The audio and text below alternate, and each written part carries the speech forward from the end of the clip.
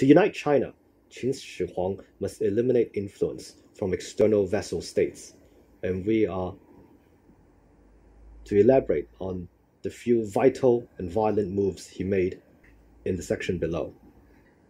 By eliminating Han influence, Qin Zhuang Xiangwang, Ying Yiren, had another son, Cheng Jiao, when he returned to Qin with an aristocratic lady from Han, the vassal state Han. Being the half-brother of a dominant ruler rarely made for a peaceful life, and it would not be an exception for Cheng Jiao. When he was 15, he was commissioned to be ambassador to his mother's land Han, and through what was reported as great diplomatic skills, he was able to acquire 100 li worth of land for Qin. What diplomatic skill could a 15-year-old possess? There was a ploy for Han to increase credibility for Cheng Jiao by exchanging 100 li of land for greater influence in the Qin court through a Han-friendly force. However, such accomplishment would not be able to save Cheng Jiao.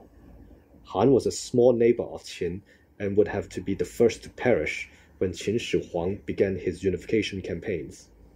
As soon as Qin Shi Huang took administrative control when he turned 20 in 239 BC, Cheng Jiao was sent to war against Zhao.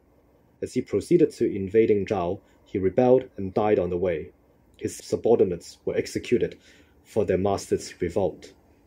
This rebellion demonstrated at least that Cheng Jiao had an extremely high level of uncertainty with regards to his status with his older brother, Qin Shi Huang. Other accounts recorded that Lü Buwei was highly suspicious of him for being a potential competitor to Qin Shi Huang and played a role in inducing him into rebellion. Regardless of the circumstances, Cheng Jiao as a threat was removed, and along with him, the Han influence in Qin court. Eliminating Zhao influence.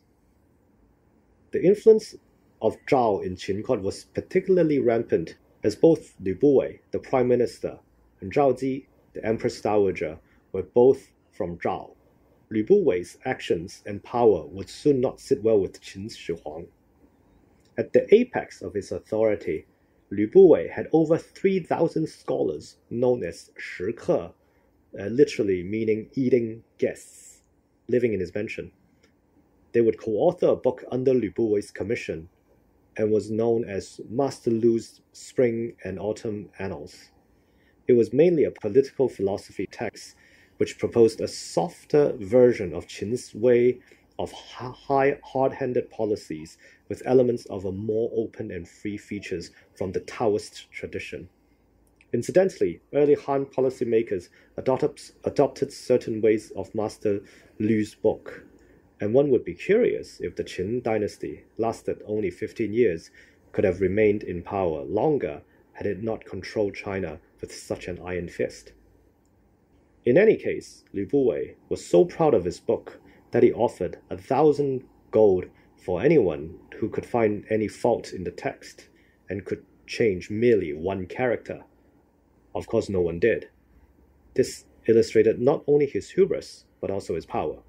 Who would dare to challenge the prime minister on his book? Even though everything seemed to be going well with Lü Buwei, he had one major problem. The empress dowager Zhao Ji was a widow in her 30s with needs. She had fulfilled her urges with her old lover Lü Buwei, as the prime minister could enter into the palace without scrutiny. All men, apart from the emperor and young princes, of course, who lived in the palace, had to be castrated. However, Qin Shi Huang was getting older, and Lü Buwei was fearful of the consequences with the king knowing the arrangement. Lü Buwei, ever the traitor, thought the best solution was to seek external help. Lü Buwei found a person named Lao Ai, who, according to the histories by Sima Qian, had a manhood so strong that it could spin wheels. This account must have been particularly painful for the author, Sima Qian, to write, as he himself was castrated by Emperor Han Wudi for speaking up for General Li Ning, who defected to the Huns. Sima Qian chose such a punishment over death, and he had to complete his monumental historical work. In any case, the master marketer Lu Buwei indirectly let the Empress Dowager Zhao Ji know about Lao Ai's talents, and she wanted to privatize him in her palace. In order for Lao Ai to enter the palace, he must at least be known to have become a eunuch. Lu Buwei staged a scene where Lao Ai harasses a woman, and the punishment for that crime was castration. They performed a fake operation on Lao Ai, and he had to pluck his beard out to make the story credible. He entered into the Empress Dowager Zhao Ji's palace, and very soon they had 2 children together. He was granted the rank of Marquis, a title which in Qin was only reserved for people with military accomplishments. This demonstrated the amount of power that the Empress Dowager had in the Qin court. On the other hand, Lao Ai could have been involved in putting down Cheng Jiao's revolt. Lao Ai, now a nobleman, became increasingly ambitious. Modeling after Lu Buwei, who had 3,000 house guests, Lao Ai himself had 1,000. Lu Buwei was known as Zhongfu to Qin Shi Huang, which meant he was a lesser dad to the ruler. It was a title of honor and reflected how important Lu Buwei was to the regime. Lao Ai, however, began to gain the title Jia Fu, which meant fake father. This term would be nothing honorable and implied a sexual relationship between Lao Ai and the Empress Dowager Zhao Ji. The affair between the two of them and a Qin Shi Huang, who was at the doorstep of adulthood, could not be sustained, and soon Lao Ai would attempt to take power. In ancient times, an individual would be recognized as an adult when he turned 22, and would go through the ceremony known as Guan Li, by having his hair up to form a bun like a crown, Guan meaning crown, that one could see with the terracotta warriors.